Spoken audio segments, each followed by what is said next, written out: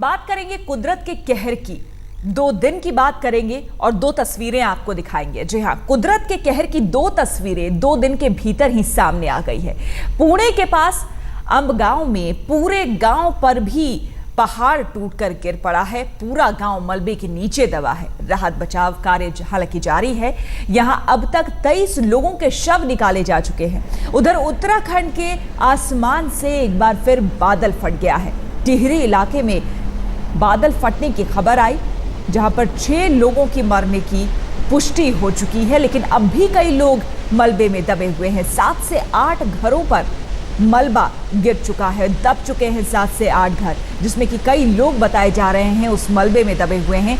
2 तस्वीरें आप देख सकते हैं किस तरह से कुदरत का कहर इन पर टूटा। हालांकि पहाड़ी इलाकों में इस तरह की घटनाएं अक्सर सुनने और देखने को मिलती है, लेकिन सबसे मुश्किल होता है इन इलाकों में राहत और बचाव का कार्य, क्योंकि जिस तरह की सड़कें, उसके बाद जिस तरह के जो हालात होते हैं, वहां पर मशीनों का पहुंच पाना, जैसे कि एक तस्वीर में आप पुणे की तस्वीर में देख पा रहे हैं कि जेसीबी मशीन यहां पर पहुंच चुकी है और इससे मलबा हटाने के कार्य में आसानी थोड़ी हो रही होगी, थोड़े जल्दी से ये कार्य हो रहा होगा।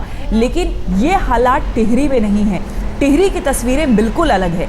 वहां पर एक तो राहत बचाव कार्य के लिए जो लोग वहां पर पहुंचे हैं, रेस्क्यू टीम, उसमें भी लोगों की कमी है और स्थानीय लोग वहां पर ज़्यादातर वही मदद कर सकते हैं और वो लगे हुए हैं दिन रात, क्योंकि बीती रात 2 बजे की ये घटना है, जबकि 2 बजे टिहरी में बादल वहां पर फटा और इस इलाके में आप देख सकते हैं तस्वीरें किस तरह से पूरी सड़क जो है वो दह गई है। बीच से पानी निकल रहा है, आप देख सकते हैं, और मलबे में कई लोग फंसे हुए हैं। अब तक 6 लोगों के मौत की पुष्टि हो चुकी है। एक शव को बाहर निकाल लिया गया है। जबकि पुणे की अगर हम बात करें, कल यहाँ पर खबर आई थी जमीन खिसकने की। लैंडस्लाइड की खबरें भी अक्सर पहाड़ी इलाकों में वहां होती है और लैंडस्लाइड की खबर जैसे ही आई, उसके बाद अब तक जो अपडेट है इस पूरी खबर में, 23 लोगों की मौत इसमें हो गई है। लेकिन अब भी कई लोग फंसे हुए हैं मलबे में, जिन्हें निकालने का काम जारी है। हालांकि बताया जा रहा है चूंकि कई इलाकों में लगातार बारिश हो रही है, इन इलाकों में भी लगातार बारिश हो रही है। उत्तराखंड के दूसरे जो इलाके हैं वहां भी बताया जा रहा है कि पिछले 48 घंटे से चूंकि तेज बारिश हो रही है, यहाँ पर लोगों को निकाल पाना इसलिए मुश्किल हो रहा है। ये तस्वीरें आप देख सकते हैं, ताज़ा तस्वीरें हैं। लगातार राहत और बचाव कार्य जो है वो जारी है। ये पुणे की तस्वीर हम आपको दिखा रहे हैं, जहाँ पर कई घर जो है वो तबाह हो गए हैं। अचानक से ज़मीन खिसक गई, बारिश की वजह से मिट्टी ढीली हुई और उसके बाद ज़मीन खिसकने की वहाँ पर घटनाएं इस तरह से पहाड़ी इलाकों में अक्सर सामने आती है और यही कल कुदरत का कहर देखने को मिला। पुणे में मरने वालों की संख्या 23 पहुंच चुकी है। अभी भी कई लोगों के दबे होने की यहां पर खबर आ रही है। आपको बता दें कि एनडीआरएफ की टीम कल से रेस्क्यू ऑपरेशन में लगी हुई है। आज दूसरे दिन भी बचाव का काम जारी है। आपको बता दें कि एनडीआरएफ की 7 टीमें यहां पर पहुंची है ताकि जल्द से जल्द रेस्क्यू का काम जो है वो किया जा सके। जो अंदर लोग फंसे हुए हैं, अगर जीवित होने की उनमें थोड़ी भी संभावना है तो वो तलाशा जाए और जल्द से जल्द उन लोगों को जो जिंदा हैं उन्हें बाहर निकाला जाए, क्योंकि जैसे जैसे वक्त गुजरता जाता है वैसे वैसे मलबे में जो दबे लोग हैं उनके बचे होने की संभावना बेहद कम हो जाती है। तो इस बात को भी ध्यान में रखकर जल्द से जल्द यहाँ पर मलबा हटाने का काम किया जा रहा है। जो मिट्टी है उसे हटाने का काम किया जा रहा है ताकि जो अंदर लोग फंसे हैं उन्हें निकाला जा सके। लेकिन मरने वालों की संख्या धीरे धीरे गुजरते वक्त के साथ बढ़ती जा रही है। पहले 6 बताया जा रहा था, फिर संख्या बढ़ के 16 हुई और अब 23 लोगों के मारे जाने की खबर सामने आ चुकी है। तो तस्वीरें आप देख रहे हैं मालिन गांव की।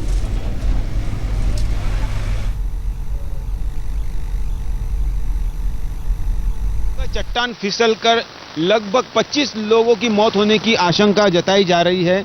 उस जगह से मैं फिलहाल 25 किलोमीटर दूर डिम्बे बांध के पास है। यहाँ पर आप देख सकते हैं कि ये जो डिम्बे बांध है, यहाँ से 25 किलोमीटर दूर वो जगह है और जो मौसम खराब हो गया है, लगातार बारिश हो रही है। मौसम विभाग का भी अनुमान है कि अगले 24 घंटे तक ऐसी ही मूसलाधार बारिश इस इलाके में, पुणे इलाके में, पुणे जिले में होती रहेगी और ये जो लगातार होने वाली बारिश है उससे मुश्किलें पैदा हो रही है राहत कार्य में। जो एनडीआरएफ टीम के 200 पर्सनल है, 200 बहादुर सिपाही है जो लगातार राहत कार्य में जुटे हैं। 24 घंटे से भी ज़्यादा हो गए हैं कि राहत कार्य शुरू हो गया है, उसमें मुश्किलें आ रही हैं।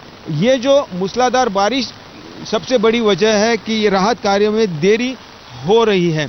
दूसरी एक बात जो यहाँ पे बताना बहुत ज़रूरी है कि जो लोग मलिंगे गांव से बिलोंग करते हैं, उस गांव से उनको अपने परिजनों के पास जाने की इजाज़त नहीं दी जा रही है। जो पुलिस प्रशासन है उन्होंने उन्हें रोका हुआ है। हमारे साथ 2 शख्स हैं जो अपने गांव लौटना चाहते हैं, उनके परिजनों को अस्पताल पहुंचाने के लिए उन्हें क्या दिक्कतें आ रही हैं उनसे पूछते हैं। बताइए कि आप कहाँ जाना चाहते हो और क्या मुश्किलें आ रही है? एक्चुअली अभी जो सिचुएशन है ये पुलिस लोग जो है पूरी तरह से रोक रहे हैं। दूसरी बात तो ये है इन्होंने हम लोग आइडेंटिटी दिखा रहे हैं तो बिल्कुल हमको छोड़ना चाहिए, इतना ही हम बोल सकेंगे। और दूसरी बात ये हमारे पूरे लोग जो है गायब हो गए, जितने मिल गए वो बच गए, इतना हम सुन रहे हैं फ़ोन पे इधर उधर से। कुदरत ने कल मलिंग गांव पर कहर बरपाया और लगातार तब से जो बारिश हो रही है वो भी एक प्रकार से कहर बरपा रही है, रुकावटें पैदा कर रही है राहत कार्य में। फिलहाल जो आंकड़े सामने आ रहे हैं कि 25 लोगों के शव उस मलबे से निकाले गए हैं। एनडीआरएफ टीम का कहना है कि अभी 130 लोग लापता है। 8 लोगों को कल उन्होंने बचा लिया था, जिन्हें अस्पताल में भेज दिया गया है इलाज के लिए। जो शख्स का कहना है, जिन लोगों का कहना है कि उन्हें उनके परिजनों के पास पहुंचना है, उनके लिए प्रशासन क्या करता है ये देखने वाली बात होगी। कैमरामैन गोपाल हरने के साथ पंकज खेलकर, मलिंग गांव, पुणे, आज तक। अब पुणे के डिम्बी डैम से जुड़े हैं हमारे संवाददाता पंकज खेलकर हमारे साथ। पंकज, सबसे पहले जानना चाहेंगे कि फिलहाल वहां पर क्या स्थिति है, क्या अभी भी वहां पर बारिश हो रही है? जी हाँ श्वेता, जो बारिश का कहर जो बदल रहा है, जो रुख बदल रहा है, वो लगातार खराब ही होता जा रहा है। सुबह से जो देखने को मिल रहा है यहाँ पे डिम्बे डैम के पास जितनी बारिश है उससे कई गुना ज़्यादा बारिश डिम्बे डैम के बैक वाटर्स में, जहाँ पे वो गांव है, वहाँ पर होती है। तो मौसम खराब होने की जो सबसे बड़ी चिंता है वो राहत कार्य पे असर करता है। और ये जो मौसम यहाँ पे खराब हुआ है, बारिश लगातार हो रही है, ये यहाँ पे देखने को मिल रहा है। और दूसरी परेशानी लोगों की जो अपने गांव में लौटना चाहते हैं, अपने परिजनों के पास लौटना चाहते हैं।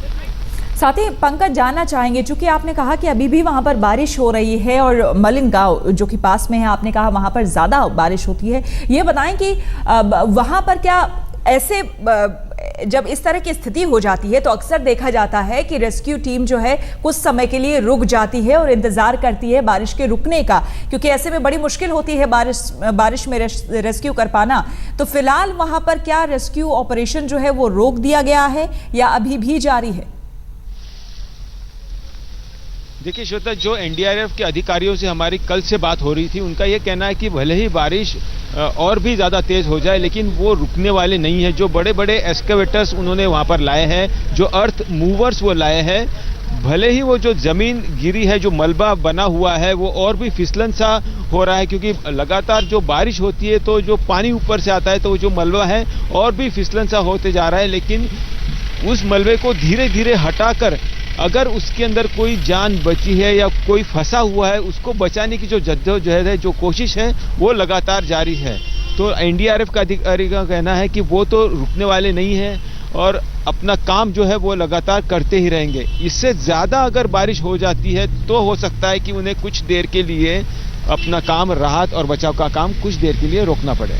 जी पंकज, लगभग 24 घंटे हो गए हैं इस पूरी घटना को और आप जैसा बता रहे हैं कि रेस्क्यू ऑपरेशन तब से जारी है। ये बताएं कि फिलहाल क्या अपडेट बताया जा रहा है, अब तक कितने लोगों की मौत की पुष्टि हो गई है और साथ ही मलबे में अब भी कितने लोग दबे हो सकते हैं, क्या आशंकाएं हैं, क्या संभावनाएं हैं? देखिए, ये जो गांव है उसका जो सबसे पहला जो हिस्सा है, जो मंदिर का हिस्सा था, जहाँ पे सभागृह था, वो पूरा कंक्रीट का बना हुआ था। तो पहले आशा ये थी कि उस मलबे के जो कंक्रीट की दीवारें हैं उसके बीच में कहीं कोई फंसा हो और उसके बाद मुख्य गांव शुरू होता है। और इस अभी जो राहत कार्य है वो मंदिर से आगे बढ़कर गांव में जो 50 ऐसे छोटे घर थे उसके तरफ बढ़ा है, तो उसमें ज़्यादा लोग फंसे होने की संभावना है। तो एक तरफ जो मलबा है उसको जो धीरे धीरे हटाने का कार्य जारी है, उससे आगे जाकर पता चलेगा। अब तक 25 शव वहां से निकाले जा चुके हैं। एनडीआरएफ का कहना है कि कुल मिलाकर 158 लोग वहां पे फंसे होने की बात सामने आई और 8 लोगों को उन्होंने बचा लिया। तो 130 लोग अभी भी वहां पे फंसे होने की संभावना है। शायद उसमें कोई बचा हो जो दीवार के बीच में जो एक कैविटी बन जाती है उसके बीच में फंस गया हो, तो उन्हें बचाने की ये जो प्रयास है कि जल्द से जल्द मलबा हटाया जाए। इसलिए बारिश होने के बावजूद भी जो देर एनडीआरएफ नहीं लगा रही है, उनका यही कहना है कि जितने जल्दी मलबा हटेगा उतने ही जल्दी पता चलेगा कि कहीं कोई कैविटी या कुछ ऐसी खाली जगह बनी हो जहां पर कोई फंस गया हो, और उसे बचाने के लिए, क्योंकि जो अनुभव एनडीआरएफ का है कि 8 दिन के बाद भी ऐसे कोई वाकये उनके सामने आए थे कि जब लोग अंदर फंसे थे और उन्होंने बचा लिया। तो ये यहाँ पर जो मलिंगे गांव में जो जिस तरह से बारिश हो रही है उसमें बिल्कुल मुसीबत तो जरूर आ रही होगी टीम को, रेस्क्यू टीम को, लेकिन अब कोशिशें जारी है लोगों को बचाने की, लोगों को निकालने की। शुक्रिया आपका तमाम जानकारी के लिए पंकज। और आपको बता दें कि पुणे के मालिन गांव में जिंदगी बचाने की जद्दोजहद अब भी जारी है। मलबे से 23 लाशें, हालांकि अभी हमारे संवाददाता पंकज ने बताया कि 25 लगभग लाशें निकाली जा चुकी हैं। हालांकि अब तक 8 लोगों को मलबे से जिंदा भी निकाला गया है। खबरों के मुताबिक अभी भी करीब 150 लोग मलबे के नीचे दबे हैं। बुधवार सुबह पुणे के एक गांव पर कुदरत का कहर ऐसा बरपा कि एक ही पल में मिट्टी का पहाड़ 46 घरों पर छा गया। कभी यहां एक गांव था, कभी यहां जिंदगी गुलजार थी, कभी यहां किलकारियां गूंजती थी, लेकिन एक पल में सब कुछ तबाह हो गया। पूरे गांव का नामो निशान मिट गया। 46 घर मलबे में समा गए। 152 जिंदगियां अब भी दबी पड़ी हैं। रेस्क्यू टीमें जिंदगी की तलाश में लगी हुई हैं। अब तक 8 लोगों को जिंदा निकाल लिया गया, लेकिन 23 लोग बेजान होकर बाहर निकल पाए। बुधवार तड़के मिट्टी का पहाड़ पुणे के इस गांव मालिन के लिए तबाही लेकर आया। 50 मीटर के रेडियस में फैले इस गांव के 3/4 घर दफन हो गए। 70 में से सिर्फ 24 घर ही कुदरत के कहर से बच पाए। जब तक इस हादसे की तस्वीरें आती, खबर पुणे से लेकर मुंबई तक को सन्न कर गई। हादसा हृदय विदारक था, लिहाजा मुख्यमंत्री ने भी तत्परता दिखाई और नजदीकी एनडीआरएफ की टीम को फौरन मालिन गांव रवाना किया।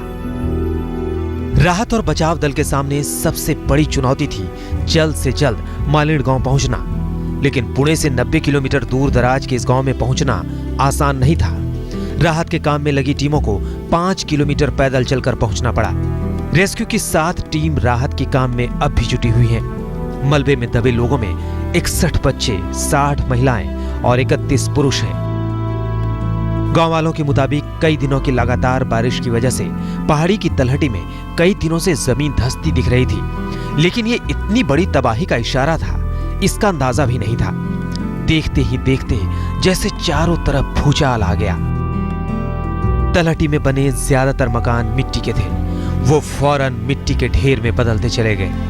लोग मलबे में फंस गए, लेकिन जो इसकी चपेट से बाहर थे वो मोबाइल नेटवर्क काम नहीं करने की वजह से उसकी सूचना भी वक्त पर नहीं दे पाए।